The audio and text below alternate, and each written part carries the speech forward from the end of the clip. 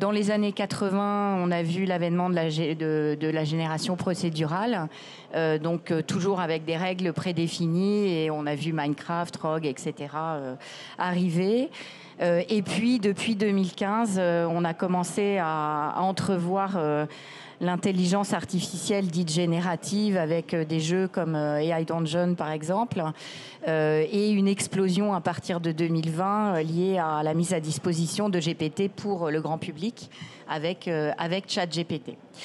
On est 4 ans plus tard donc grâce à Big 2024, c'est l'occasion pour nous de faire un point sur ces 4 dernières années, un retour d'expérience avec 4 experts du domaine, très différents, si l'on en croit leurs jeux vidéo préférés. Je leur ai posé cette question.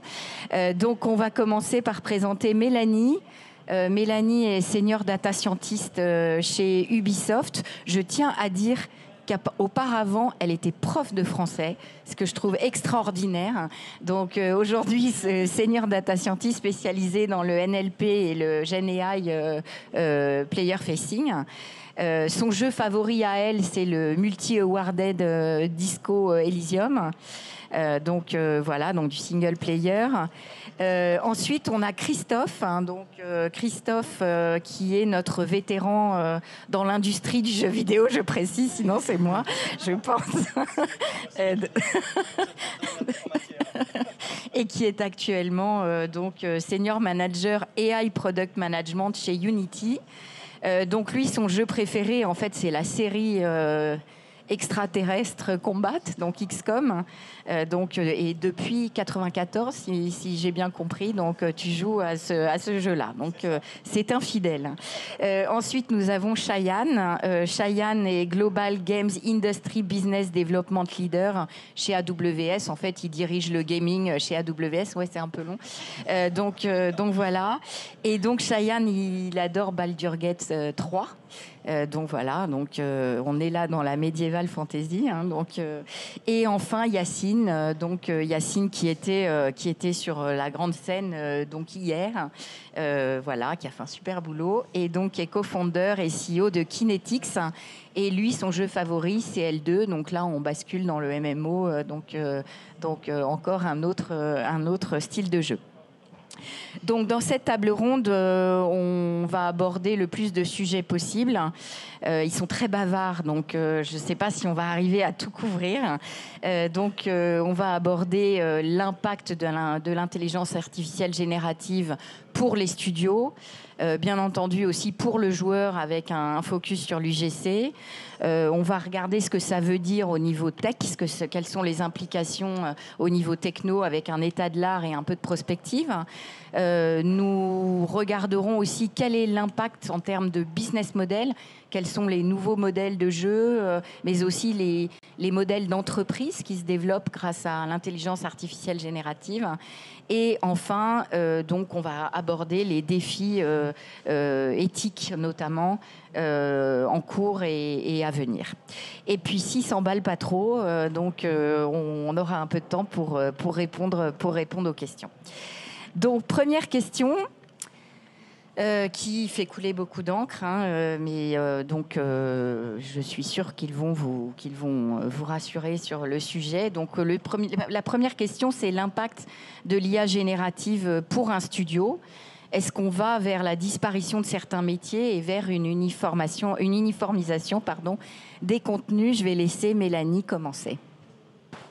Alors, est-ce que ça marche? Vous m'entendez tout au fond? C'est bon? Super. Alors, c'est 2 questions, en fait, et 2 énormes questions. Au niveau des impacts de l'IA sur un studio, en général, la façon la plus structurée d'aborder le problème, ou la question, c'est de se dire, il y a le processus de production et il y a qu'est-ce qu'on va produire. Il y a toutes les questions autour des métiers, de dire, si en écrivant un peu de texte, je peux générer une image, quit du concept artiste, si on peut générer automatiquement des animations, pareil pour le texte, qu'est-ce qui se passe avec les gens qui écrivent. Et en fait, ces conversations-là, elles sont en train d'avoir lieu dans les studios. Et c'est de là aussi que, par exemple, à Ubisoft, il y a cette conversation qui est menée entre des équipes techniques comme moi, des data scientists, et des professionnels. L'idée, c'est de faire se rencontrer les gens et leur dire « Ok, voilà ce qu'on fait, voilà comment ça marche. Qu'est-ce qu'on fait ?» Parce que la tech, elle est là. Est-ce qu'il y a un avantage? Est-ce qu'il y a quelque chose d'intéressant pour améliorer le quotidien du professionnel ou pas? Donc en fait, c'est là aussi où dans des grandes structures comme Ubisoft, on a cet avantage d'avoir tout le monde sous le même toit. Et on peut se parler et se dire, OK, comment est-ce qu'on construit des nouveaux outils, des nouveaux process? C'est quoi les pain points aujourd'hui dans une production? Donc ça, c'est une révolution en cours dans les studios qui dépend énormément du type de jeu qu'on fait, des types de problèmes qu'on rencontre. Et de l'autre côté, il y a les joueurs. Parce que forcément, quand on se dit, si je peux parler à ChatGPT, est-ce que je peux parler avec mon NPC, avec mon PNJ? Si je peux générer un visuel, pourquoi je ne pourrais pas générer une map ou une quête? On parlait de Baldur's Gate, mais quelque chose de remarquable dans ce jeu ou dans d'autres jeux comme Hades, c'est l'adaptabilité du jeu, la variété des options et ce contenu qui est généré à la volée de façon très pertinente par rapport à ce qu'a fait le joueur. Tout de suite, les joueurs, ils ont des attentes sur ce que seront les jeux de demain. Donc on est un peu sur ces deux fronts à la fois. Notamment, je travaille sur le projet Neo NPC. On est à la fois sur, OK, comment est-ce qu'on bosse avec ça et qu'est-ce qu'on va produire avec ça? J'aimerais bien rebondir là-dessus. Ça va, vous m'entendez aussi? Super. Je pense que tu parles de deux choses qui sont très intéressantes et je veux aussi revenir à la question de disparition des métiers. Pour parler brièvement de celle-ci, en fait, je pense qu'on parle beaucoup, quand on parle de métiers, on parle plutôt souvent, en fait, des métiers de création, d'accord, les artistes, les designers, les animateurs, la production de son. Et en fait, ce que je vois avec la plupart de nos clients, en fait 100% de nos clients, c'est pas que c'est pas une évocation de la disparition de ces métiers par rapport à la réflexion de l'IA ou l'utilisation de l'IA générative. Les développeurs sont tout le temps à la recherche de moyens pour optimiser la conception et la production. Et il faut se dire que quand on est artiste, il y a beaucoup de choses qu'on est obligé de faire qu'on ne souhaite pas faire. Se dérouler 40 dérivations de potions dans Baldur's Gate, c'est pas ce qu'ils veulent faire. Eux, ils veulent faire les landscapes, les personnages, etc. Donc, l'objectif, c'est de réduire les contraintes de production afin de permettre aux équipes de rapidement tester des itérations de design, etc. et peaufiner les options les plus prometteuses. Et derrière, c'est de libérer de la bande passante pour la création. Donc, je ne pense pas qu'en fait, on parle de disparition de métiers, etc. Je pense plutôt d'une libération un peu de la bande passante créative pour créer et continuer à innover. Et juste pour rebondir sur ça, je pense que la clé du succès, c'est que ce soit jamais imposé de l'extérieur. Enfin, moi, en tant que data scientist, quand je suis allée voir des équipes créatives, des fois, j'ai bien vu qu'on me repérait comme étant une menace. Vraiment, c'est de dire, tu vas venir bouleverser ma vie, me remplacer, etc.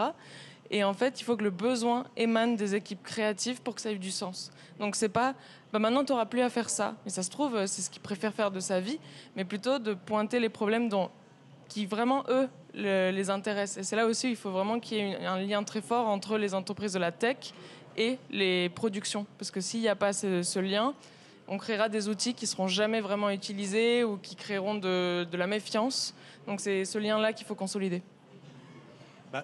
Juste un petit truc pour revenir là-dessus. Je pense qu'il faut voir un peu l'IA comme presque un nouveau collègue qu'on accueille dans la boîte, en fait. Donc il y a un peu de réticence au début, mais au final, souvent ça se passe bien. Mais je voulais plutôt rebondir sur le sujet de Virginie concernant l'uniformisation et tout ça, et peut-être être un peu troll là-dessus, mais il ne faudrait pas que l'IA soit l'arbre qui cache la forêt.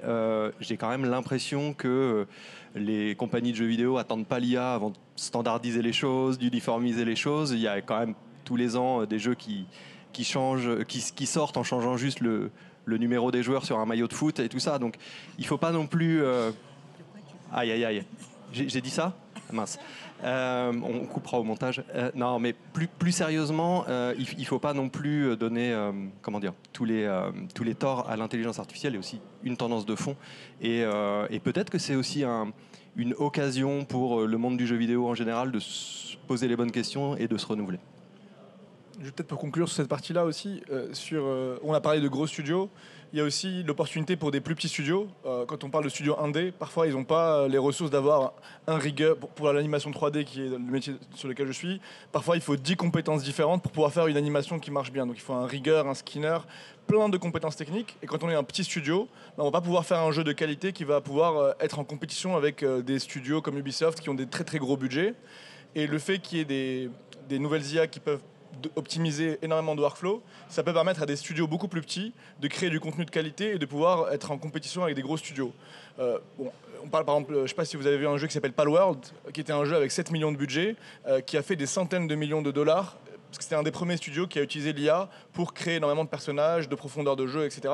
Donc on voit que c'est aussi un outil pour les plus petits pour pouvoir être en compétition avec des gros studios. Donc ça veut dire que en fait, ça redonne aussi, ça rebat les cartes dans le marché du jeu vidéo et ça permet de créer des innovations en termes de gameplay, de jeu et de permettre à des tout petits de pouvoir se battre contre de très gros mastodontes du jeu vidéo aussi. Je me permets de rebondir. Promis, on va avancer. Hein. C'est vrai qu'on est bavard. Par rapport à l'évolution des métiers, il y a aussi alors je ne sais pas si des nouveaux métiers ou des métiers qui évoluent, enfin je n'aime pas classer forcément, mais quand on a travaillé sur Neo NPC, on avait cette question de l'équipe Nara qui disait mais si le NPC il génère du dialogue, moi je fais quoi? Et en fait, ils ont repensé le métier parce qu'on s'est rendu compte que quand le NPC parlait tout seul, sans aide d'une équipe de narration, eh ben, il était profondément ennuyeux. On reconnaissait une vague style de chat GPT. Il y avait un côté genre comment je peux vous aider. Enfin bref, c'était assez pénible. Il n'y avait pas vraiment de style et il y avait les personnages n'avaient plus d'âme. Donc en fait, ils se sont rendus compte que sur le travail des prompts, sur le travail de créer des bases de connaissances pour que le NPC puisse puiser là-dedans, ils avaient énormément de choses à faire. Et tout le contenu qu'ils créaient avant pour eux, pour leur inspiration, ils l'ont mis dans les moteurs de jeu pour que ce soit la base de connaissances du personnage. Et ils se sont retrouvés à créer beaucoup de contenu, à développer beaucoup les personnages. Et ça, on ne l'aurait pas prévu. Mais en discutant ensemble, on s'est dit, OK, qu'est-ce que tu peux apporter d'autre que d'écrire une ligne? Et le métier a évolué comme ça. Merci. Donc, ce qui je comprends bien, on parle beaucoup plus d'évolution que de remplacement et d'être un enabler de créativité plutôt qu'un réducteur de créativité. Super. On a parlé des studios. J'aimerais qu'on parle des joueurs et en particulier du focus sur l'UGC. Donc, qu'est-ce que ça va changer pour les joueurs et comment vont-ils pouvoir créer leur propre contenu? Est-ce une révolution, une évolution? Alors, l'UGC, pour ceux qui ne savent pas ce que c'est le User Generated Content, donc le contenu généré par les utilisateurs. Et en fait, on voit qu'aujourd'hui, les plus grosses plateformes qui attirent le plus de joueurs, c'est Roblox, Fortnite qui va vers Fortnite Creative pour permettre justement la création de monde par les joueurs. Et donc, c'est pour moi la première vague de ce qu'on appelle le UGC. Donc, aujourd'hui, sur Roblox, par exemple, il y a plus de 300 millions de monthly active users et 10 millions d'entre eux vont venir créer ces expériences-là et d'autres vont les consommer. C'est un peu ce qui s'est passé dans la vidéo. Avant, la vidéo, c'était réservé à quelques professionnels. Aujourd'hui, avec TikTok, n'importe qui peut créer sa vidéo, la poster et d'autres personnes vont pouvoir la consommer. Il faut voir ça comme étant le futur du jeu vidéo. En fait, aujourd'hui, c'est très compliqué de créer du contenu. Si quelqu'un n'est pas animateur 3D, il ne peut pas créer de l'animation 3D. Sauf qu'aujourd'hui, avec l'IA, la révolution, c'est que ça permet de faire des choses qu'on ne pouvait pas faire avant. Et pour moi, c'est la plus grosse opportunité pour l'intelligence artificielle. Et ça commence à infuser au niveau des jeux comme Roblox, typiquement, qui ont par exemple introduit des features de copilot, de développement de code ou de texturing. Et on a vu doubler le nombre de textures créées et de codes créés. Donc déjà, sur les premières innovations qui sont introduites, on voit que le contenu créé est beaucoup plus gros. Et je pense que ça va se diffuser sur beaucoup plus d'assets. Par exemple, nous, chez Kinetics, on permet de créer de l'animation 3D par n'importe qui. Donc avant, il fallait des capteurs, c'était compliqué pour pouvoir créer l'animation ou il fallait le faire manuellement. Aujourd'hui, avec une simple vidéo qu'on peut filmer, on peut générer une animation 3D qu'on peut du coup utiliser dans son jeu. Et donc ça permet, là aujourd'hui on a eu des modes de GTA qui ont commencé à introduire notre feature. Et donc dans ton mode GTA, tu peux créer ton anime, faire ton roleplay avec ta propre anime. Et on voit de plus en plus de joueurs prêts à utiliser ça, à monétiser pour pouvoir créer ce contenu-là. Donc on en parlera après sur les modèles économiques. Mais en tout cas, le joueur va devenir de plus en plus participant en fait dans la création de jeux. Ça crée plus d'usage, ça crée plus de rétention, notamment pour les jeux vidéo, qui sont deux métriques qui sont les plus importantes du coup pour les créateurs de jeux vidéo. Et donc on voit un shift énorme qui est en train de se passer. Par exemple, on a vu Fall Guys qui a introduit la génération de levels. Il y a eu plus de 230 000 levels qui ont été générés les premières 48 heures. Donc on voit énormément d'adoption sur la participation des joueurs en utilisant l'IA pour créer, participer à ces jeux vidéo-là. Juste pour rajouter à ça, en fait, et je pense qu'on est vraiment day one, en fait, par rapport à l'UGC et ce qu'on va arriver à faire.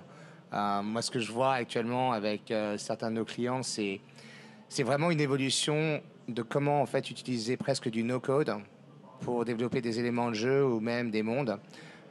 Donc, je commence à voir pas mal de startups innovantes comme Kinetics, évidemment, mais aussi d'autres comme Bitmagic qui, en fait, font du prompt to world generation. Donc, à partir d'un prompt, à partir d'un texte, générer des éléments d'un monde qui peuvent devenir jouables.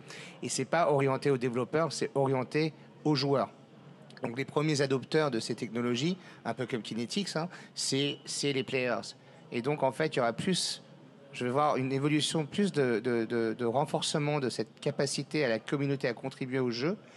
Mais je suis super curieux de voir en fait quelles sont les barrières entre les développeurs et les joueurs qui vont évoluer.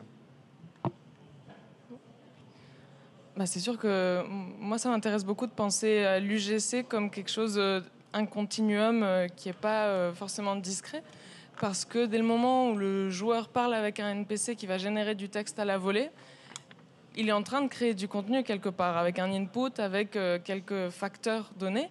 Peut-être que si on génère des assets, mettons une potion personnalisée en fonction de ton cheminement dans ta partie, quelque part tu as contribué à la création de ça sans te considérer créateur forcément. Et je pense que c'est aussi intéressant de jouer, là je pense vraiment en tant que designer, sur le pouvoir qu'on donne aux joueurs, l'agentivité, et garder la patte du designer et du créateur pour dire vous rentrez dans un univers dont nous avons designé les règles. Et de trouver ce juste milieu entre le joueur qui voit son impact sur le jeu, mais aussi qui voit tout ce qui a été fait pour qu'il passe un bon moment, c'est hyper dur à trouver, parce que soit c'est Roblox et du coup la créativité c'est le cœur de l'expérience, soit il faut qu'on arrive à infuser cette créativité dans des mondes qui sont déjà installés, qui ont un lore ou autre. C'est passionnant comme enjeu. Pour rebondir là-dessus, nous, on est, tu citais Roblox et tout ça, et le passage en fait vers le monde de la création un peu plus sérieuse. Nous, on a un outil pour ça chez Unity qui s'appelle Struct, qui est pas super connu, mais qui est un vrai laboratoire pour ça, où vous pouvez utiliser des templates. C'est très no-code sur un mobile, mais c'est aussi, et nous on le conçoit comme ça, une passerelle vers l'éditeur, parce que chaque niveau que vous créez en tant que joueur, vous pouvez ensuite le convertir en scène Unity, quoi. Et donc c'est vraiment cette évolution-là que nous on voit aussi. Et je pense que l'IA va simplifier la tâche pour les personnes qui n'ont pas de connaissances, que ce soit en animation. On travaille actuellement avec Kinetics aussi. On parle beaucoup de Kinetics aujourd'hui. On n'a pas sponsorisé le talk. Et donc voilà, que ce soit pour la génération de matériaux, la génération de textures, les comportements de personnages avec des arbres de décision et des choses comme ça. Donc voilà, pour moi, cette trajectoire-là, elle est vraiment beaucoup plus importante que de dire voilà, ça va être une IA qui va générer tout et puis on oublie l'aspect créatif. C'est pas du tout l'idée. Peut-être un dernier élément que je trouve intéressant, du coup, c'est une porte d'entrée, comme tu le dis. Avant, on parlait de no-code, donc avec des éléments prédéfinis. D'ailleurs, sur Fortnite Creative, ils utilisent d'ailleurs une boîte française qui s'appelle Sketchfab pour avoir tous les éléments 3D pour construire ces mondes. Donc, en fait, le créateur du jeu, Fortnite Creative va mettre des outils préétablis et les joueurs vont avoir un contrôle limité sur ce quoi ils peuvent composer. Là où l'IA, elle va permettre c'est comme une librairie infinie finalement, parce qu'on peut générer ce qu'on veut et on peut apporter ce qu'on veut. Et pour moi, c'est une porte d'entrée, comme on l'a vu avec Roblox, qui a permis ça à des Robloxers qui étaient des joueurs, qui sont devenus des développeurs. je pense que le fait d'abaisser la barrière à l'entrée, de permettre à tout le monde de participer, ça va créer toute une nouvelle génération de personnes qui vont pouvoir créer du contenu 3D interactif et de pouvoir, en fait, ça va être comme aujourd'hui, n'importe qui peut créer une vidéo sur TikTok, enfin n'importe qui, enfin en tout cas des centaines de millions de personnes.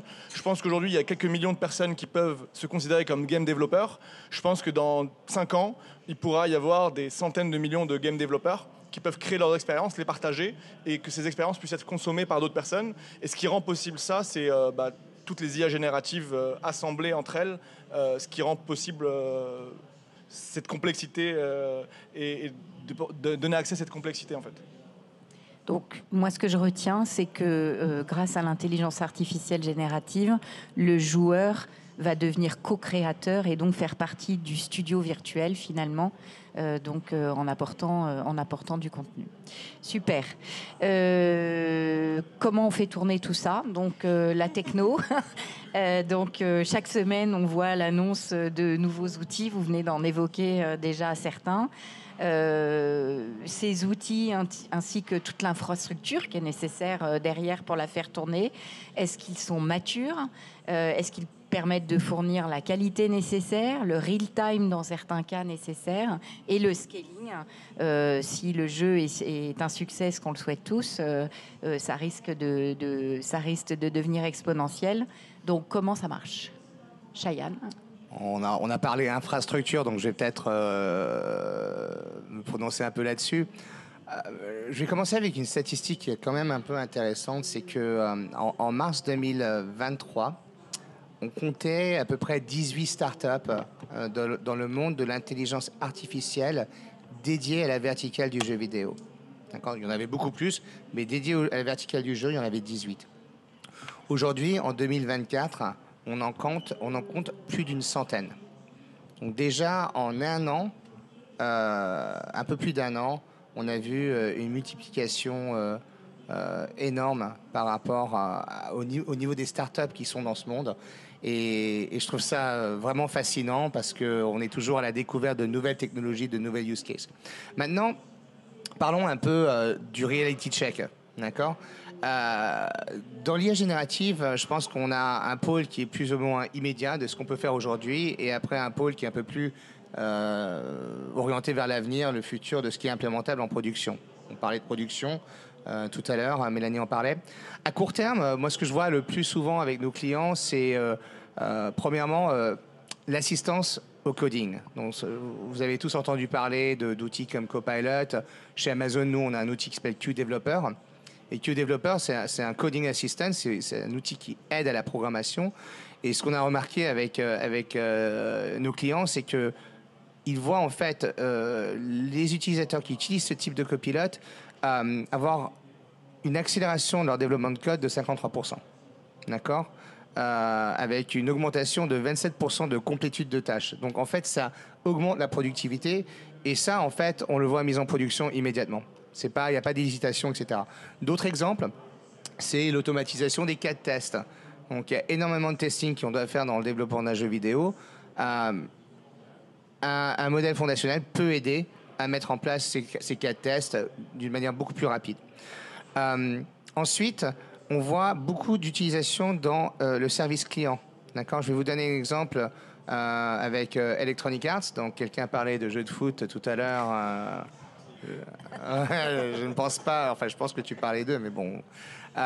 Mais EA, en fait, EA Sports spécifiquement, qui est un client d'AWS, utilise AWS des modèles fondationnels qui s'appellent Titan, Amazon Titan, pour en fait ingérer tous les cas de test, générer les cas de test, les ingérer, et ensuite les utiliser pour les questions de service client. Par exemple, si je joue à Need for Speed, d'accord, et que je suis en multijoueur et qu'il y a un joueur qui me harcèle ou qui est toxique, par exemple, et que je veux le déclarer comme mauvais joueur, je peux aller sur une application d'EA qui est en fait dire voilà comment est-ce que je peux reporter un joueur et l'application va regarder en fait tous les cas de test, etc. et répondre en fonction de tout ce qu'il sait par rapport au jeu. Et tout ce qu'il sait par rapport au jeu, c'est ce qui a été développé. Donc ça, c'est énorme en termes de service client. Parce qu'on est beaucoup plus précis, beaucoup plus capable de répondre à la question spécifique d'un client. Un autre exemple, c'est la 2D. La 2D, la cette génération de la 2D, Ça, elle existe. Après, la mise en production, ça dépendra de différents types de studios. Je vois des startups et des studios indépendants être beaucoup plus friands de mettre en prod des assets générés sur la 2D que des grosses entreprises, pour pas en citer, mais d'autres aussi qui ont beaucoup plus d'appréhension par rapport à ça. Mais on le voit. Et c'est en prod, c'est facile à mettre en place, c'est fine-tunable. On a des boîtes, des startups françaises, made in France, comme Scénario, qui sont des collègues à nous, qu'on adore, qui font ça très très bien, d'accord, intégrés sur Unity, intégrés sur Unreal. Donc super intéressant.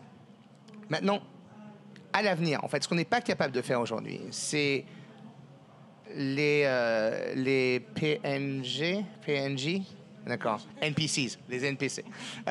Donc les joueurs non, ouais, enfin, vous savez, voilà, merci. J'ai du mal avec les traductions, surtout avec le G et le J. Mais vous voyez ce que je veux dire. Là, en fait, les personnages dynamiques, ça s'expérimente, mais il y a des risques d'hallucination, il y a des risques de dérapage. Donc, on n'est pas vraiment prêt actuellement. On n'est pas loin, mais on n'est pas prêt à mettre en prod. Et on veut contrôler la narrative. Par contre, ce qu'on peut faire, et ce que disait Mélanie, c'est ingérer tout le lore. Le lore, c'est en fait toute l'histoire d'un jeu. Imaginez un jeu comme Baldur's Gate 3. D'accord, qui a un lore qui se inspire de Donjons et Dragons, qui a des règles, qu'est-ce que fait un elfe, qu'est-ce que fait un dark elf, enfin il y a tout plein de trucs. Imaginez que vous êtes développeur sur Baldur's Gate, un des 400 développeurs qui a bossé sur le projet, d'accord, ou même un des sous-traitants, et que vous voulez savoir comment développer ou designer un truc. Bah, avoir le lore ingéré, pouvoir poser des questions, ça c'est super structurant dans le processus de développement. Ça, on peut le mettre en prod, d'accord. Mais ça va dans le futur peut-être alimenter le NPC, mais c'est peut-être pas aujourd'hui. Et la 3D, je pense qu'on est. Je vais me soumettre à Christophe là-dessus sur ce qu'on peut faire sur la 3D et peut-être à mes collègues. Mais aujourd'hui, on peut générer de la 3D, d'accord, mais pouvoir l'intégrer et la riguer, comme disait Yacine tout à l'heure, c'est beaucoup plus complexe parce que l'output, il n'est pas modifiable. Il est très, enfin les mèches sont super compliquées, donc mais ça c'est pas à moi de le dire, c'est plutôt à toi de le développer. Quelle merveilleuse transition. Alors effectivement, nous ce qu'on constate, c'est que il y a quand même évidemment un effet waouh avec la génération via intelligence artificielle, mais il y a un vrai challenge à résoudre, c'est-à-dire que les choses qui sont créées sont très peu modifiables. Alors c'est moins vrai avec les LLM parce qu'on peut venir reprendre une partie, régénérer et tout ça. C'est beaucoup plus fluide et beaucoup plus propice aux allers-retours. Pour tout ce qui est 2D, on commence un petit peu à adresser le problème avec vraiment la possibilité de régénérer une partie de l'image avec des contrôles nets, des choses comme ça. Par contre, le vrai challenge, c'est tout ce qui est 3D. On arrive à faire des choses maintenant qui permettent de générer, par exemple, une 3D à partir d'une image qui a été générée par Midjourney, par exemple, ou Flux et tout ça. Donc, tu citais Scénario, je crois qu'ils sont sur ces sujets-là. La vraie problématique, c'est de dire qu'est-ce que je fais de cet asset-là. Donc, je ne sais pas trop si vous êtes familier avec la 3D dans le jeu vidéo, mais le fait d'avoir un maillage 3D qui est pas proprement fait, qui est constitué de millions de petits triangles, ça rend les choses très très difficiles à éditer en fait. Et souvent en fait, les 20% restants qui sont ce que veut faire le créateur pour arriver à son résultat, le résultat qui est dans la tête, représente 80% du boulot. Parce que si le mesh n'est pas éditable, si la texture n'est pas éditable, si l'UV qui a été déplié n'est pas bon, enfin bref, je ne vais pas rentrer dans les détails techniques, on arrive sur des choses qui sont très difficiles. Et ça m'amène à un sujet, donc j'imagine que la salle est remplie de founders qui passent leur soirée à écouter des podcasts de start-up comme moi une époque. Donc, je crois que le marché du jeu vidéo, c'est à peu près 250 milliards, si je ne dis pas de bêtises, et l'IA, pour l'instant, représente 1 milliard de tout ça. Et il y a une progression de 20% tous les ans. Je parle sous autocontrôle, là, pour le coup, je crois qu'on est à peu près là-dessus. Donc, allez-y, adressez ces problèmes-là. Pour l'animation de personnages, faudra faire non, mais je vais peut-être un octogone avec Yacine. J'aimerais bien réagir et expliquer pourquoi en fait la 3D est en retard. C'est intéressant de savoir pourquoi. Quand vous regardez les modèles images et vidéos, en fait, ces IA, elles sont entraînées sur des énormes databases. Quand on regarde Internet, il y a énormément d'images, de vidéos, etc. La 3D, c'est beaucoup plus complexe. D'ailleurs, Sketchfab, c'est la plus grosse librairie de 3D qui existe au monde, qui a été rachetée par Epic Games. Et en animation, c'est encore pire. Il y a vraiment très, très, très peu d'animation. Et une startup comme la nôtre, ça fait des années qu'on crée nos propres pipelines de training pour créer de l'animation, pour pouvoir entraîner les algorithmes. Donc on peut pas être compétitif par rapport à toutes les données disponibles sur Internet. On en discutera sur les volets éthiques, etc. Il y a des plus et des moins, mais ce qui fait que la donnée n'est pas assez disponible en 3D, et donc ça va prendre encore un peu de temps parce que la donnée est en train d'être créée, les modèles sont en train d'être fine-tunés aussi, donc ça prend un peu plus de temps que sur l'image ou sur la vidéo. On voit une progression assez spectaculaire. Donc ouais, c'est pour ça en fait que la 3D est un peu plus en retard. Il y a plus peut-être d'opportunités. Mais c'est en train d'arriver. Il y a plein de startups qui se sont montées à la fois sur les objets 3D, sur les backgrounds, les environnements, etc. Donc c'est en train de bouger aussi, mais ça met un peu plus de temps parce que du coup il faut cette donnée-là qu'il faut créer, qu'il faut générer pour pouvoir entraîner les algorithmes. Et peut-être pour rebondir répondre à ta question sur comment est-ce qu'on fait tourner tout ça, je pense qu'il y a aussi un enjeu d'arriver à déconstruire cette idée que la Gen AI, c'est que des modèles de fondation et c'est des énormes boîtes noires qui font tout end-to-end. Donc c'est data to data, quoi, genre text to quelque chose, prompt to game, tout ce qu'on veut. Et en fait, décomposer la tâche pour dire concrètement qu'est-ce que l'IA sait faire ou doit faire. Par exemple, la génération de texte, c'est très très difficile. C'est vraiment très compliqué d'avoir un texte généré avec un certain style en fonction de certains paramètres. Le langage humain, c'est un bordel. En revanche, quand on prend la tâche de... quand on prend la communication avec un PNJ, peut-être qu'on peut se dire, OK, la génération de texte, ce sera un LLM, mais il n'y a pas 1 milliard de trucs en plus sur l'interprétation de son environnement, sur un système d'émotion, un système de perception, qui peuvent ne pas être un LLM. Et en fait, il faut construire des workflows et des architectures qui soient le plus malignes possible, c'est-à-dire qui se reposent le moins possible sur ces incompressibles qui sont ces énormes modèles. Du coup, oui, il y aura des choses sur le cloud, forcément, parce qu'on aura besoin de cette énorme machine à penser, avec beaucoup de guillemets, ou à faire comme si elle pensait. Mais on a besoin d'une quantité de modules autour de ça pour le contrôler, pour lui donner sens. Et je pense aussi que c'est là où il y a beaucoup de créativité. C'est qu'à mon avis, il n'y aura pas quelqu'un qui va trouver la solution pour avoir des NPC intelligents. Parce que ça ne voudra pas dire la même chose sur GTA que sur Stardew Valley, par exemple. Donc peut-être que vous, votre NPC, il sera super sur votre jeu, mais vous le changez de genre, il ne sert plus à rien. Parce que peut-être qu'on avait besoin d'un NPC ultra rapide, qui s'adapte à l'environnement, et sur l'autre, on aura besoin d'un NPC qui donne une vraie crédibilité narrative au jeu. Donc je pense que là, il y a beaucoup à faire sur comment les studios s'emparent de ces technologies et créent leur propre workflow, quoi. Juste pour boucler sur ce point très très rapidement, parce que je sais qu'il y aura des questions, mais très rapidement là-dessus, parce que tu as dit quelque chose tout à l'heure qui était très intéressant, c'est d'identifier un peu des opportunités en entrepreneuriat dans ce secteur. Et toi aussi, tu viens d'évoquer un peu dans les modules, les composants qui peuvent en fait tourner autour de ça. Il y a énormément d'opportunités pour l'entrepreneuriat dans ce secteur.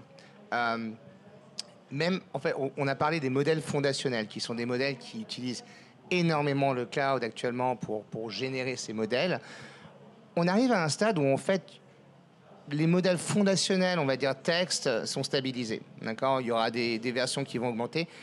Il y a énormément d'opportunités sur la 3D, sur la vidéo, etc. Mais ça va être hyper coûteux. Donc pour pouvoir investir en tant qu'entrepreneur là-dessus, il va falloir lever comme OpenAI. D'accord ? Et on ne peut pas tous le faire. J'aimerais, mais on ne peut pas. Mais par contre, il y a énormément d'opportunités dans ce qu'on appelle les SLM, les Small Language Models, qui sont beaucoup moins coûteux à former, ils sont beaucoup plus nimble, beaucoup plus agiles, d'accord ? On voit même des modèles fondationnels traditionnels mettre en place des SLM ou des plus petits modèles, plus optimisés comme Haiku, d'accord ? Et ce que je vois actuellement dans le jeu vidéo, c'est une opportunité énorme avec les éditeurs, surtout dans le mobile, d'accord ? Il faut se dire que le mobile, c'est là où on fait beaucoup d'argent en tant que développeur, d'accord ? Pour déployer en fait l'inférence, donc l'IA générative, mais à la partie d'inférence dans le runtime, dans le jeu, sur le device. Donc, c'est ce qu'on appelle the edge, d'accord ? Et donc l'inférence at the Edge est une opportunité énorme, d'accord, qui n'est pas encore proprement adressée. Tout le monde est en POC. Tout le monde essaie de tester comment ça va marcher. Ils essaient de faire ça dans un LLM, de le rétrécir, de le déployer. C'est une opportunité énorme pour vous, entrepreneurs. Merci. Donc, ce que je comprends, c'est qu'on est au début, mais que les POC sont en place et que c'est très prometteur. Très bien, merci pour cette partie techno. Quatrième question, là, j'aimerais qu'on aille regarder un peu les business models. Donc, impact de l'IA générative sur la monnette, d'une part, sur les modèles de jeu, sur les modèles d'entreprise également. Donc, Christophe, est-ce que tu veux bien démarrer là-dessus ? Eh bien, avec plaisir. Moi, je vais plutôt adresser l'angle d'attaque, business model, et je vous laisserai rebondir sur tout ce qui est économie in-game et tout ça. Moi, je suis assez optimiste par rapport à ça. Avant de vraiment reparler du jeu vidéo, moi, je vais vous dire ce que je vois un petit peu sur la partie cinéma, film d'animation et tout ça. Quand je regarde YouTube et tout, je vois de plus en plus de contenus générés par IA qui sont ultra créatifs et qui sont faits par une personne dans sa chambre. Donc moi, je suis un vrai enthousiaste de toutes les technos qui font tomber les barrières à l'entrée. Et je pense que l'IA va être aussi une opportunité de faire tomber les barrières à l'entrée pour faire du jeu vidéo. Historiquement, Unity a fait tomber les barrières à l'entrée à l'époque où faire un jeu vidéo, ça demandait des millions d'investissements. Je suis moi-même allé voir à l'époque des gens qui faisaient des moteurs, c'était en millions de dollars avec des royalties et tout ça. Et ça a vraiment été game changer à un point que on a revu fleurir des indie développeurs, des boîtes de 5 personnes qui faisaient des cartons avec très peu de moyens de départ.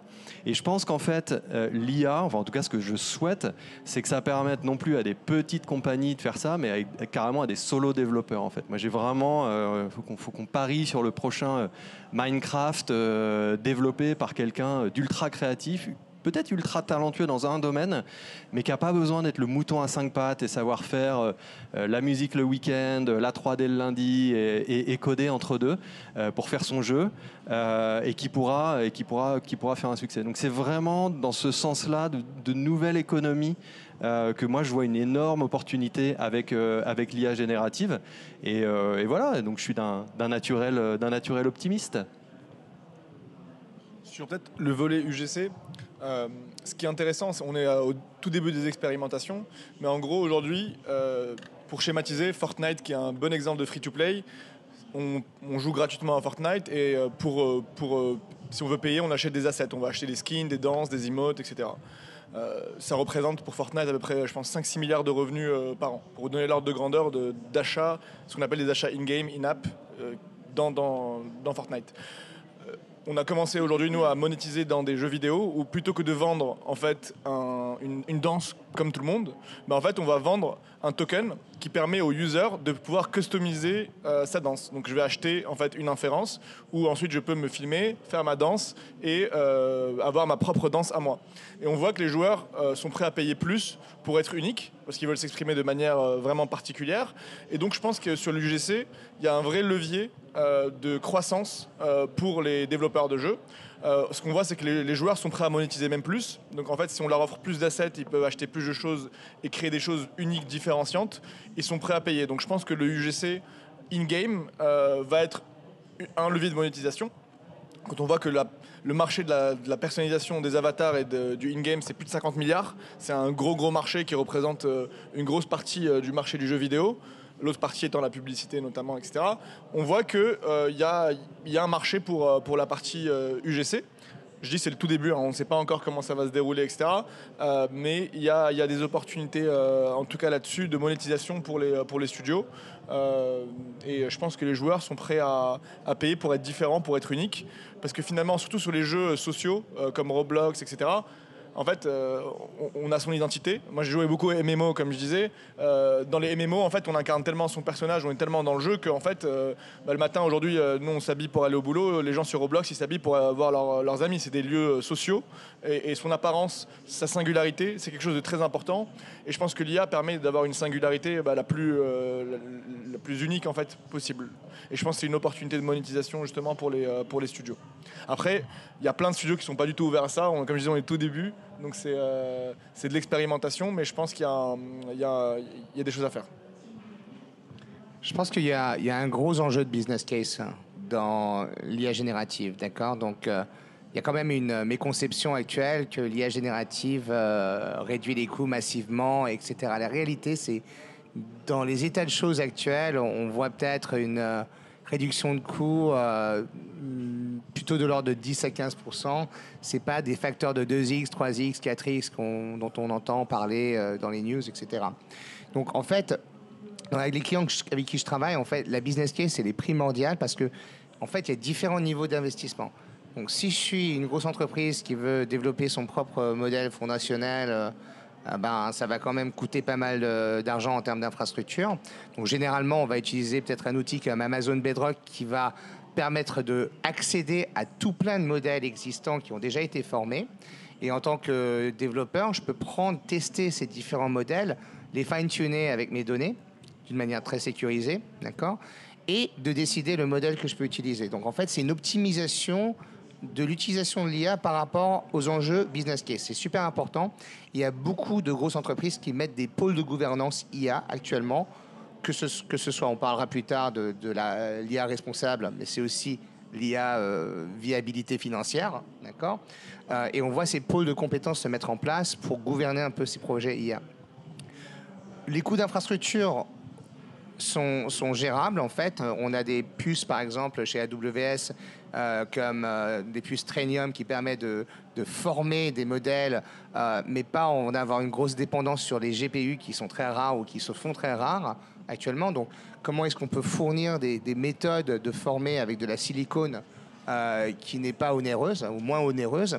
Il y a aussi des modèles open source qui permettent d'accéder plus facilement et d'une manière moins onéreuse à des modèles IA qui sont très avancés, type encore une start-up française dans l'IA, Hugging Face. D'accord. Il faut dire qu'on est quand même fort en IA en France. Alors, il faut l'admettre. Et donc, je vois ça. Il ne faut pas se leurrer. Les use cases qui sont des plus, on va dire, impactants en termes de la business case, aujourd'hui, n'existent pas encore, ne sont pas encore en production. On a parlé de la 3D tout à l'heure. La 3D, c'est une des choses qui coûte le plus cher dans le développement des jeux. Donc, si on arrive à résoudre ce problème, là, je pense qu'on va avoir une accélération de l'utilisation de ces types de technologies, parce que ça va vraiment avoir un impact. Voilà. Super, merci. Dernier sujet, dernière question, et on est dans les temps, c'est merveilleux, vous êtes formidables.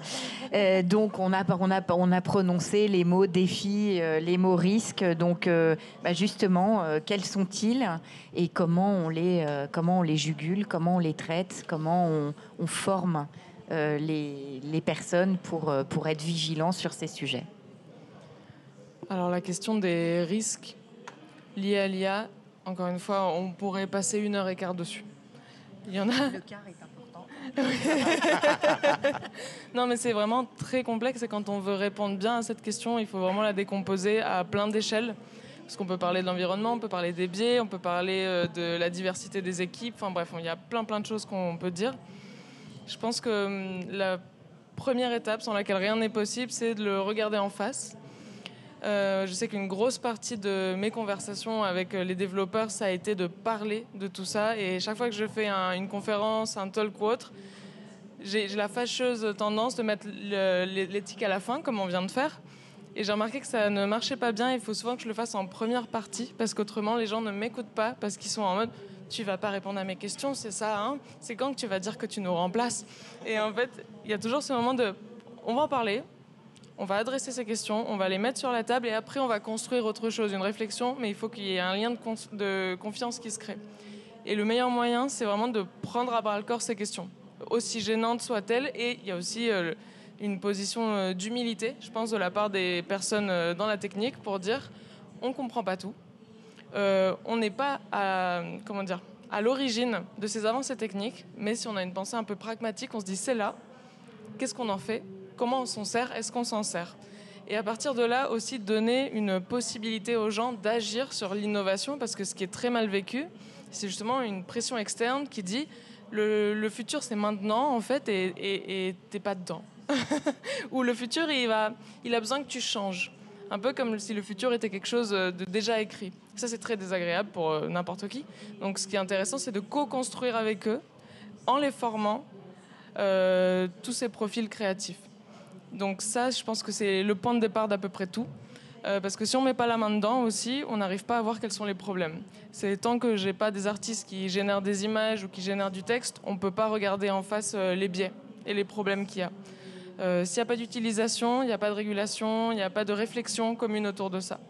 Et au niveau des biais, je pense qu'il y a aussi beaucoup de confusion entre les biais des modèles, qui sont liés aux datasets, parfois qui sont liés aux équipes qui les ont développés. Donc par exemple, voilà, la reconnaissance faciale avec des personnes noires qui ne marche pas parce qu'on a oublié d'en inclure.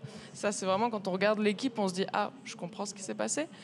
Il y a ces biais-là, et après, il y a les biais de la société, qui du coup sont dans tout ce qu'on produit, et qu'on ne va même pas voir lorsqu'on crée du contenu. Et c'est là aussi où la diversité des équipes, c'est hyper important. Parce que moi, j'ai déjà eu des writers qui généraient des personnages que j'ai dû flaguer comme étant problématiques. Mais eux, ils ne le voyaient pas forcément. Mais j'étais là, genre, mais le capitaine, c'est pas très logique, elle tombe amoureuse de l'ennemi. Elle n'est pas très compétente, votre capitaine. Et du coup, on s'est dit, OK, il y a un biais au niveau du genre. Donc... je ne pense pas qu'il y ait un manuel de comment bien faire les choses, mais ce qui est sûr, c'est qu'il faut que ce soit au cœur de tout, en fait. Parce que sinon, ça finit par... Déjà, il n'y aura pas d'adoption. S'il n'y a pas d'adoption, il n'y a pas d'évolution de la tech. Et surtout, on n'est pas acteur de comment elle évolue. Je vais juste enchaîner là-dessus, sur la partie responsabilité, parce que, bon, comme on est une assez grosse entreprise dans le domaine de l'IT et qu'on a on travaille avec énormément de clients dans le jeu vidéo, on sait très bien que l'IA responsable doit être en fait un tenet pour nous, que ce soit sur des problématiques de précision, d'équité, de confidentialité, de propriété intellectuelle. Ce sont tous des enjeux qu'on doit en fait protéger pour nos clients, d'accord ? Et donc pour nous, chez AWS, nous développons nos propres modèles de fondation, d'accord, fondationnels, en tenant en compte toutes ces problématiques, d'accord, que ce soit sur l'acquisition des données d'entraînement, parce qu'on parlait de les données d'entraînement sont fondamentales là-dessus, mais aussi le développement des modèles et les technologies qu'on utilise pour le pré- ou le post-traitement de ces données. Donc en fait, quand on parle de précision, d'équité, de confidentialité et de sécurité, on adhère ces principes à chaque étape de ce processus. D'accord ? Pour donner un exemple, je parlais de QDeveloper, qui est notre assistant de développement de code. En fait, ces systèmes en fait, analysent tous les codes que vous avez déjà développés auparavant dans l'entreprise. Donc si vous êtes un développeur de jeu et que vous avez fait, je sais pas moi, un jeu de football qui existe depuis 1997 ou 98 et qui sort tous les ans, je ne sais pas lequel, mais il y a un code base en fait qui évolue au fil des années. En fait, avoir un assistant code qui apprend tout ce code-là, en fait, c'est ça qui vous aide. Parce que vous n'avez pas à redévelopper des choses, refactoriser des choses. Maintenant, QDeveloper détecte aussi la possibilité des incidents de biais dans le code et donc va surfacer, comme tu le disais, toi tu le fais d'une manière humaine, d'accord, en lisant les textes, le code va dire attention, là il y a peut-être un biais. Donc en fait on met ça en prod et donc il y a des choses comme ça qui sont intéressantes. Le deuxième point que je veux faire, c'est sur la formation des modèles. En fait, il y a beaucoup de nos clients qui utilisent des modèles existants, mais après les étendent, ce qu'on appelle le fine-tuning. D'accord ? Le fine-tuning, c'est quand on prend en fait nos données et qu'on les rajoute à des données de modèles de fondation pour en faire un modèle qui est le nôtre. D'accord ? Et ça, c'est quand même, ça peut être très très dangereux si on le fait pas très bien. Et nous, en fait, dès le début, avec Bedrock, en fait, ce qu'on fait, c'est qu'on s'assure que le service, le client, enfin le développeur peut affiner un modèle sur des tâches spécifiques sans que les utilisateurs qui utilisent ce modèle aient à craindre que les données confidentielles qu'ils utilisent soient réintégrées dans le modèle source. Donc il y a vraiment un air gap, en fait, une séparation du modèle fondationnel et du nouveau modèle. Et donc on essaie de garantir ce type de sécurité. Donc ça, c'est sur cette partie-là. Voilà. Je rebondis là-dessus et justement sur les datasets et tout ça, je pense qu'il y a un vrai... et on avait une discussion en coulisses, donc je vais laisser Yacine continuer là-dessus. Mais en fait, on pointe souvent du doigt les modèles d'IA et je pense qu'il y a aussi une réflexion à avoir sur les datasets qui entraînent les modèles d'IA. Parce que la question, souvent, et les réticences et les freins, c'est est-ce que je vais être remplacé par l'IA? Mais c'est aussi est-ce que l'IA n'a pas été entraînée avec mes datas sans que je le sache, en fait. Je suis dessinateur, je suis peintre, je suis machin. Est-ce qu'il y a un petit bout de moi dans Midjourney, dans machin et tout ça? Et je pense qu'une plus grande transparence sur les datasets, ce serait déjà un premier pas. C'est pas la première fois en fait que, en gros, la législation, c'est un bien grand mot, mais rattrape un petit peu l'adoption technologique. Bon, je suis un peu vieux. J'ai connu les années 80 et l'arrivée en musique du sample, par exemple. Enfin, il y a eu toute une époque, début du hip-hop, où ça samplait des disques de soul à tout va. D'ailleurs, petit aparté, j'ouvre une parenthèse, je vous recommande le reportage, la série de reportages sur DJ Mehdi, sur Arte, extraordinaire. Si vous voulez un icebreaker avec 80% des gens qui portent des baskets pendant Big, allez-y, lâchez-vous. Vous aurez un sujet de conversation. Je reviens, je ferme la parenthèse. Et donc, les gens utilisaient des petits morceaux d'autres artistes, mais pour créer des choses nouvelles. Alors, l'analogie, elle n'est pas hyper pertinente parce que là on parle de gros modèles, on parle de grosses entreprises, mais est-ce qu'il n'y a pas quelque chose à chercher là-dessus et à dire quand je suis un peu quelque part co-créateur, quand je fais partie du dataset, est-ce que je suis pas du coup co-auteur, co-créateur du modèle d'intelligence artificielle? Donc pour moi, il ne faut pas regarder simplement le modèle, mais aussi regarder le dataset à partir duquel il a été entraîné. Je suis totalement d'accord. Ce que je disais tout à l'heure, dans la 3D, on a la chance et la malchance, pour nous, pour le coup, de ne pas avoir de données assez grosses. Donc c'était une responsabilité de notre entreprise de créer des données qui respectent les droits des auteurs, etc. Mais on peut imaginer aussi sur la vidéo, sur les images, etc., qu'en fait, on peut rémunérer potentiellement ces personnes. On peut, par exemple, licencier son style. En fait, je pense qu'il y a énormément de nouveaux modèles qui peuvent se construire où il peut y avoir une rémunération, une collaboration finalement entre les artistes, leurs IP et comment ça peut fine-tuner ou entraîner. Et je pense qu'il y a énormément de choses à explorer là-dessus. Il y a l'axe régulation, bien sûr. Il y a l'axe responsabilité des entreprises, que ce soit les grosses entreprises ou les startups comme la mienne. Mais il y a aussi, je pense, des nouveaux modèles de partage de revenus, de valeur. Parce que je pense qu'on arrivera à avoir des modèles qui sont encore meilleurs s'il y a plus de styles dedans et que tout le monde peut en bénéficier. Enfin, en gros, grosso modo, je pense que c'est vraiment une question de... Il y a une valeur générale qui va grossir. On augmente la part du gâteau global de la valeur de l'humanité. La question, au fond, c'est comment on le répartit et comment, en fait, on ne dépossède pas certaines personnes, notamment parfois les plus fragiles, les artistes et les créateurs, du revenu qui, pour moi, leur revient, en fait, d'une certaine façon. Donc, c'est plutôt une question de partage de la valeur, en fait. Après, il y a des questions éthiques, de représentation, etc. Mais je pense que tu en as très bien parlé tout à l'heure. Et je pense sur les enjeux, en fait, il y a les enjeux éthiques, sociaux, humains, ils se relient beaucoup avec les enjeux techniques. On parlait d'architecture modulaire. Par exemple, avec cette histoire de personnages qui étaient biaisés, on s'est dit que ça nous a fait voir qu'il nous fallait un module supplémentaire de détection de certains patterns qu'on avait, sur lesquels le modèle tendait à aller. Et je pense que là aussi, un point important de la recherche, c'est l'évaluation des modèles. Qu'est-ce qui fait un bon modèle? C'est très compliqué à dire quand c'est un modèle comme ChatGPT ou ces énormes monstres qui savent tout faire depuis la recette de cuisine jusqu'aux additions. En revanche, quand on commence à fine-tuner et à spécialiser, on a une tâche en tête, on a des métriques de succès. Et là, on peut commencer à se poser la question de quand est-ce qu'on a réussi à faire ce qu'on voulait faire.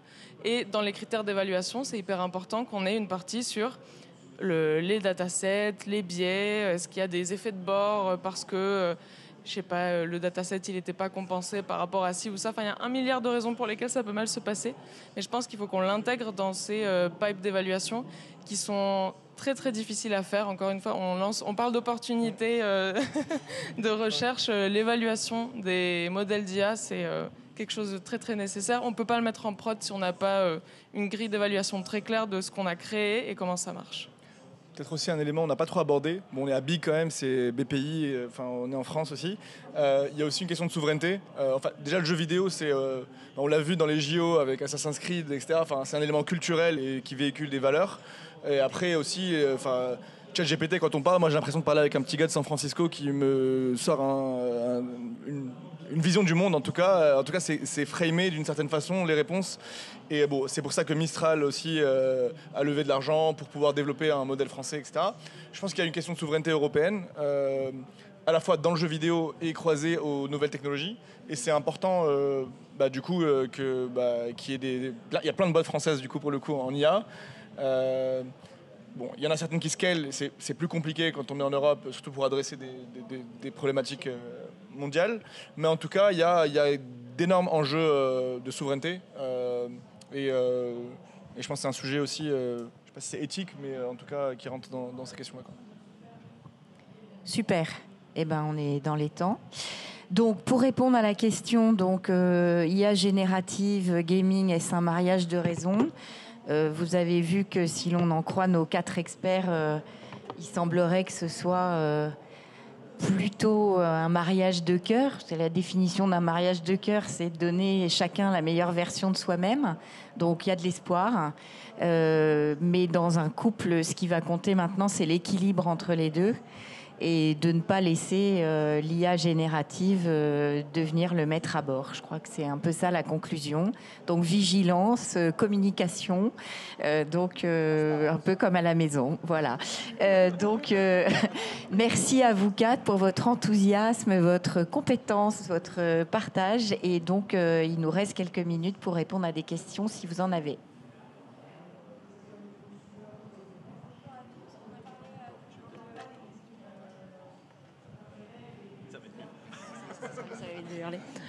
Bonjour à tous. Du coup, vous avez imaginé que l'IA permettrait d'avoir peut-être plus de studios indés, voire même des personnes seules. Quid de la distribution de ces jeux ? On sait que sur TikTok, il y a des millions de vidéos, mais elles sont vraiment pas toutes vues.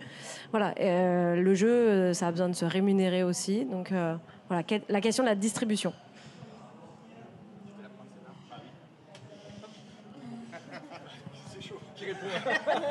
Écoute, tu travailles à Unity, Christophe, tu pourrais parler de la distribution et de l'advertising, non? Non, je rigole. Non, mais c'est...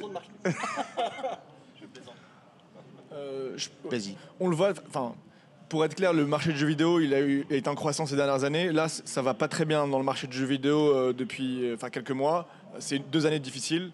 Il y a une saturation, il y a beaucoup de contenu. Il y a des plateformes, il y a des grosses guerres de plateformes, etc.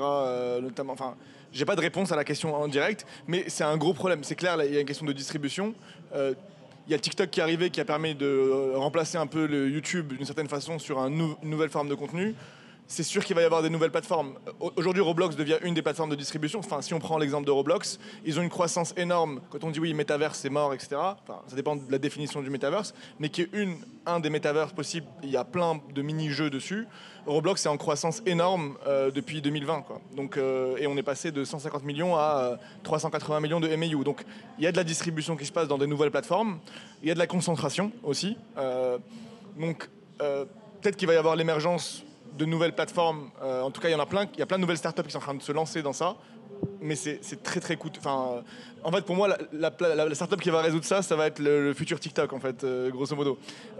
Mais clairement, il y a une question de distribution énorme qui se pose et de discoverabilité des jeux.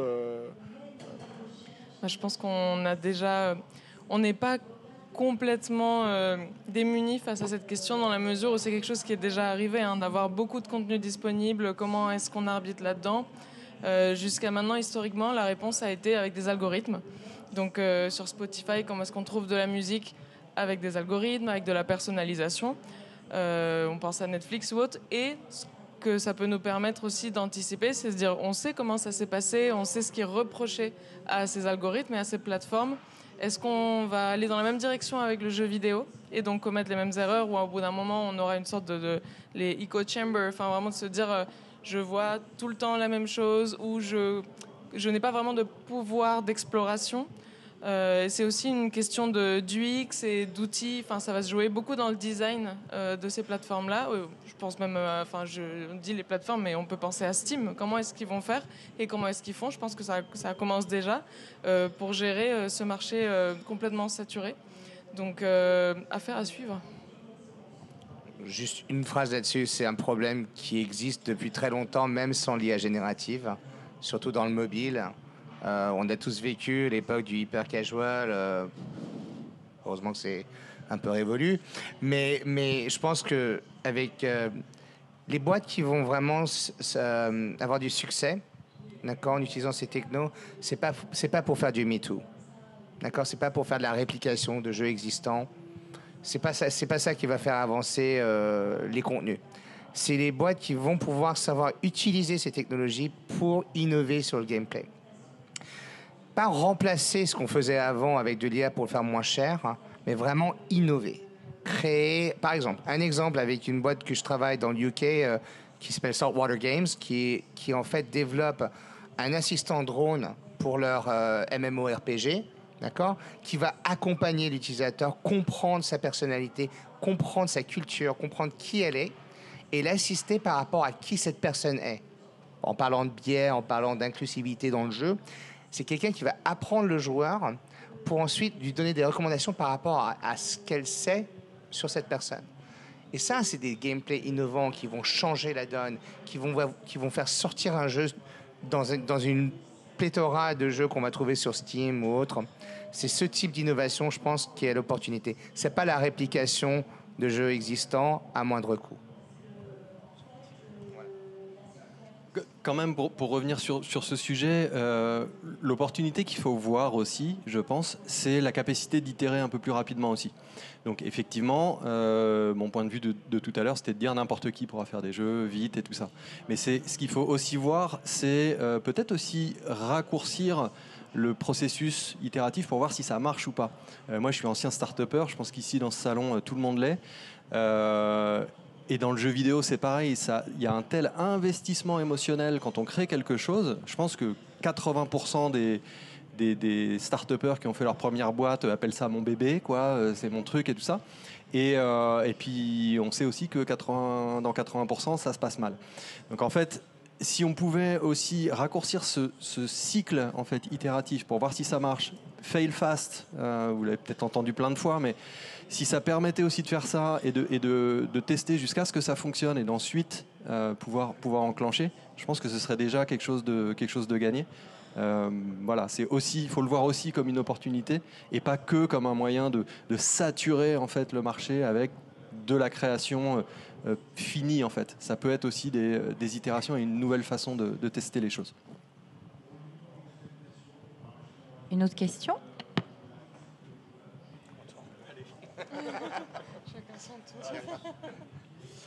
Bonjour à tous. Vous avez parlé plus tôt justement du contenu que nous les joueurs on peut créer dans le jeu, notamment avec l'intelligence artificielle.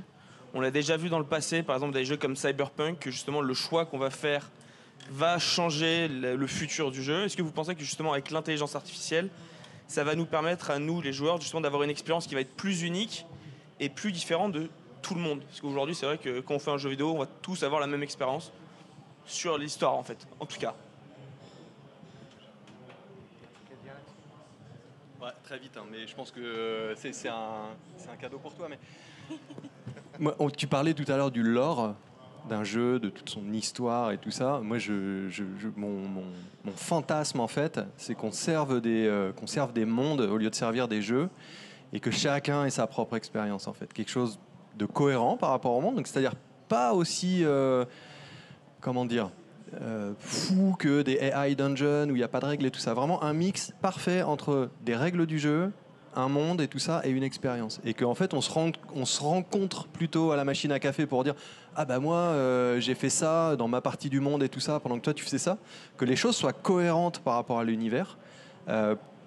Pour moi, c'est mon ultime fantasme, c'est de créer un monde plutôt que de créer de la diversité de dialogue et tout ça. Et donc on balance un lore, on fait une grosse vector database avec tout l'univers du jeu, les personnages principaux, les règles, la politique, tout ça, et puis bac à sable. Alors, il y a beaucoup, beaucoup de possibles. Il y a beaucoup de façons de le faire. Et je pense que c'est quelque chose dont j'ai beaucoup parlé avec les développeurs parce que beaucoup me disaient j'ai pas envie de perdre le contrôle de mon gameplay, surtout les game designers. Et en fait, on retombe sur des problématiques très proches du procédural où on se dit, par exemple, dans No Man's Sky, on a énormément de planètes. Qu'est-ce qui s'est passé? C'est qu'au bout d'un moment, une planète ou une autre, on s'en fiche un peu, quoi. Parce que je dis, là, il y a d'autres types d'arbres, là, il y a une autre créature. Mais il n'y a pas vraiment de parcours du joueur qui fasse sens. Donc je pense que la personnalisation, ce que ça peut permettre, c'est justement d'avoir quelque chose qui correspond à ce dont le joueur peut avoir besoin à un instant T et pas juste à avoir du contenu juste qui s'ajoute. Donc par exemple dans un open world, chose qu'on aime beaucoup à Ubisoft, on a beaucoup d'espace, on a beaucoup de contenu, mais le cheminement du joueur il est difficile à tracer parce que souvent il y a une quête principale et des quêtes secondaires. Et comment tout ça est hiérarchisé, c'est super difficile à faire. Parce que la quête principale, elle est quali, mais toutes les quêtes secondaires qu'on fait un peu pour remplir le monde, ça ne devrait pas être comme ça, mais des fois c'est la sensation qu'on a, peuvent être décorrélées de cette quête principale. Mais quand on y pense, en fait, c'est un énorme graphe où plein de chemins sont possibles et on ne va pas tous les prévoir. Ou alors on passe 15 ans dessus et on fait des choix comme dans Hades ou Baldur's Gate où on fait des pavés d'écriture. Bon, voilà. Donc je pense qu'ajouter une couche d'IA sur des générateurs procéduraux, ça peut permettre en effet de personnaliser, donner du sens à cette variété de contenus. Et ce qui est intéressant, c'est que cette couche d'IA, ce n'est pas forcément un modèle de fondation gigantesque qui va être le maître du jeu, le puppet master qui dit maintenant tu vas faire ça. En fait, c'est beaucoup plus simple, hein. C'est juste un algorithme de recommandation en fonction de métriques liées au fun. Alors là, gros point d'interrogation, qu'est-ce que c'est ? Mais c'est pour dire, il y a plein de façons de le faire. Et oui, mettre de l'IA dans les jeux, c'est pas forcément avoir le fameux bouton de Create Game, quoi. Donc ça va être chouette.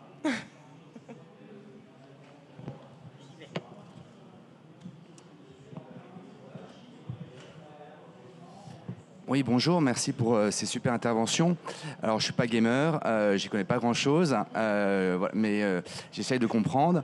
Est-ce que l'IA va-t-elle générer aussi un changement dans le modèle de coût et donc aussi dans le modèle de revenu des jeux vidéo? Je peux la prendre et tu peux rajouter. Oui, absolument. Ça va changer. Alors, non, je rigole. Ça va clairement changer le modèle de coût dès qu'on aura fait certaines percées. Je parlais tout à l'heure de la 3D. Ça va changer le coût de développement d'un jeu AAA. Donc un jeu AAA, c'est un jeu que fabrique Ubisoft qui est de très bonne qualité avec beaucoup de rendu artistique. Des centaines de millions, grosso modo, en termes de coûts. Voilà, ça coûte déjà maintenant environ 200. Cyberpunk, quelqu'un parlait de Cyberpunk, c'est 180 millions de dollars de coûts de développement, et ça c'est sans parler des coûts de marketing. Il y a absolument un vecteur de changement là-dessus sur la partie coût, d'accord. Ça va être progressif, et tout d'un coup ça va être comme ça, d'accord. C'est un peu comme l'arrivée de ChatGPT il y a 4 ans, d'accord. Sur la partie revenu business model, absolument aussi. On est dans une évolution où la plupart du temps, les jeux, on parle souvent de forever games, des jeux qui sont des jeux qui vivent, qui changent tout le temps, qui évoluent tout le temps, ce qu'on appelle souvent des free-to-play ou des live service games.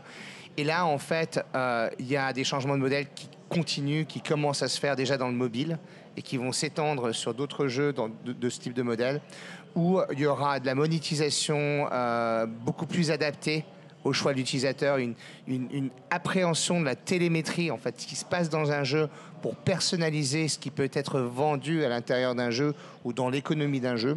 Donc je pense qu'il y a des différents business models qui vont commencer à évoluer. Yacine a sûrement des choses à dire là-dessus. Justement, nous on expérimente un nouveau business model qui est de dire, ok, le joueur peut commencer à créer dans le jeu, donc on peut lui monétiser ça, et donc le jeu peut gagner de l'argent en permettant à ses utilisateurs de customiser. Donc c'est des nouveaux modèles économiques. Bon, au passage, il y a une question de répartition des coûts. En gros, grosso modo, les assets qui sont vendus dans les jeux, c'est entre 1 2 $, ça dépend des plateformes, etc.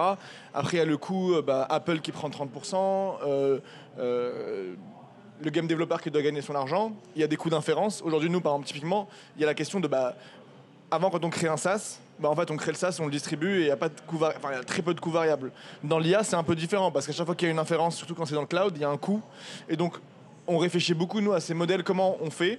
Justement, on parlait de InWorld tout à l'heure, moi j'avais échangé avec eux. Si on met un modèle typiquement de LLM dans un jeu, imaginons que les jeux l'acceptent.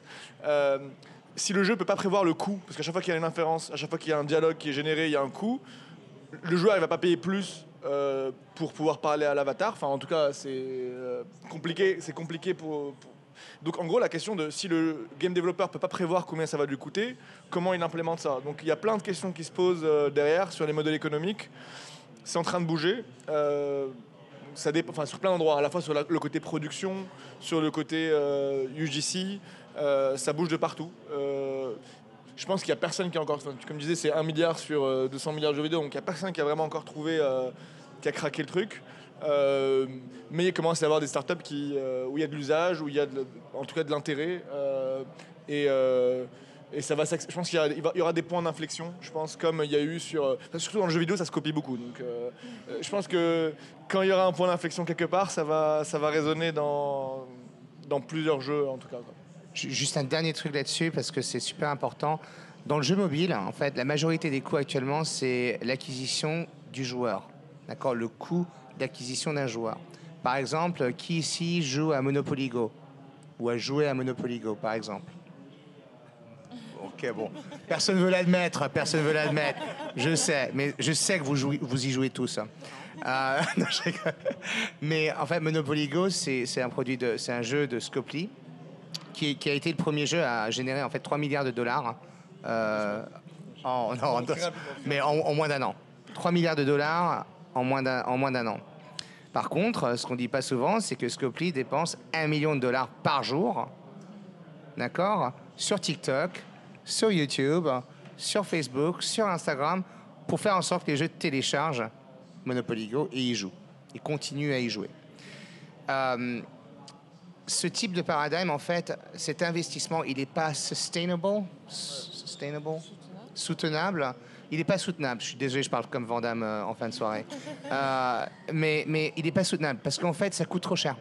Ce coût d'acquisition est trop cher. Il y a des startups, il y a des opportunités dans le monde des startups pour utiliser pas de l'IA générative, mais de l'IA, de l'IA tout simplement, de la statistique, etc., des maths.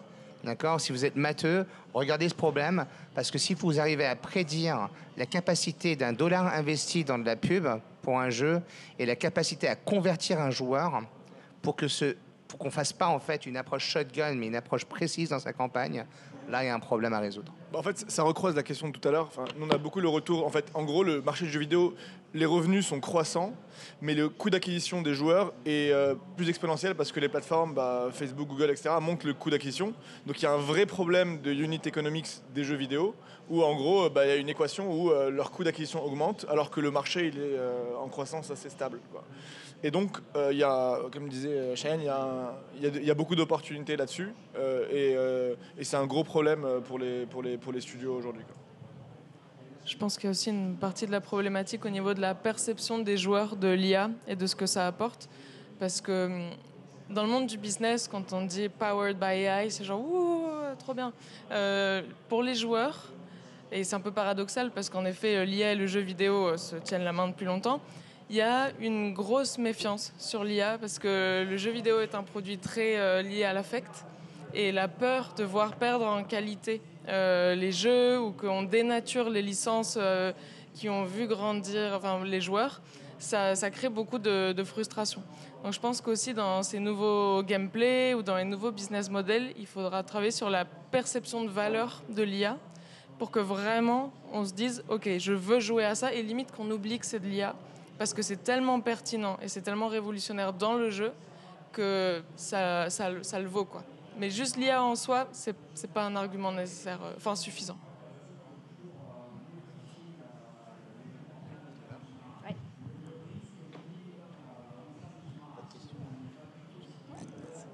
Oui, bonsoir, merci beaucoup, c'est extrêmement intéressant. Alors moi non plus, je ne suis pas tellement dans ce monde-là, mais je suis dans la pédagogie, donc on se pose les mêmes questions dans la conception de modules.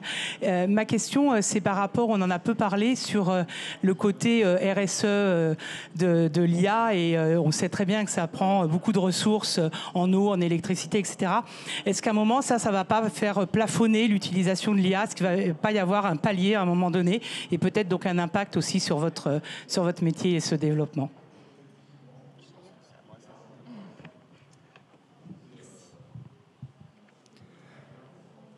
Ouais, vous avez raison. On n'a pas vraiment adressé ça en détail. Je pense que l'aspect le plus coûteux de l'IA, c'est littéralement la formation des modèles de fondation. Mais ce que j'expliquais, c'est qu'en fait, il y a une stabilisation de la R&D là-dessus. En fait, il y a beaucoup de modèles qui ont déjà été formés. Et donc, en fait, on passe à une étape qui est un peu plus optimisée, d'accord, qui est celui des modèles plus petits, donc SLM, qui sont beaucoup moins onéreux en termes d'énergie, en termes de GPU, en termes d'électricité. Je vais rajouter à ça le fait que, enfin, au moins chez AWS, en fait, chez Amazon Web Services, nous, on a développé en fait des puces qui sont basées sur des processeurs ARM, donc ARM, plutôt que des puces parler technique pendant 2 secondes, je vous promets que je vais arrêter. Mais traditionnellement, il y a des puces qui sont à base x86, donc Intel. Et après, il y a des puces ARM. Ces puces sont beaucoup plus efficaces. Donc nous, on a un processeur qui s'appelle Graviton, qui en fait utilise 40% de moins d'énergie, d'accord, pour la même performance qu'un processeur Intel, d'accord. Et c'est ce type de processeur qu'on oriente vers ce type de workload, de formation, d'accord, pour justement essayer d'optimiser les coûts énergétiques là-dessus. Donc c'est pas en fait que du Nvidia, d'accord. C'est aussi notre propre silicone à nous qui est optimisé par rapport à ça. Et ensuite, on encourage nos clients à ne pas utiliser les plus gros modèles, d'accord. Donc dans Amazon Bedrock, on a une librairie de tous les modèles avec une projection de voilà, ce modèle-là il est gros, il est onéreux en termes de coûts, onéreux aussi en termes d'utilisation énergétique. Et donc, on encourage beaucoup de gens. Et je travaille avec énormément de startups qui commencent avec Amazon Bedrock et qui avaient, par exemple, commencé avec ChatGPT sur OpenAI, d'accord, et qui ont basculé sur des modèles de cloud anthropique, d'accord, beaucoup plus optimisés. Ils en ont un qui s'appelle Haiku. J'adore le nom parce que c'est super mignon. Mais Haiku, en fait, c'est un modèle de fondation ultra rapide et qui n'a pas été formé en mode bourrinage. D'accord. Donc voilà, c'est un peu ça qu'on essaie de faire et d'essayer d'orienter nos choix clients sur ces types d'instances. Voilà.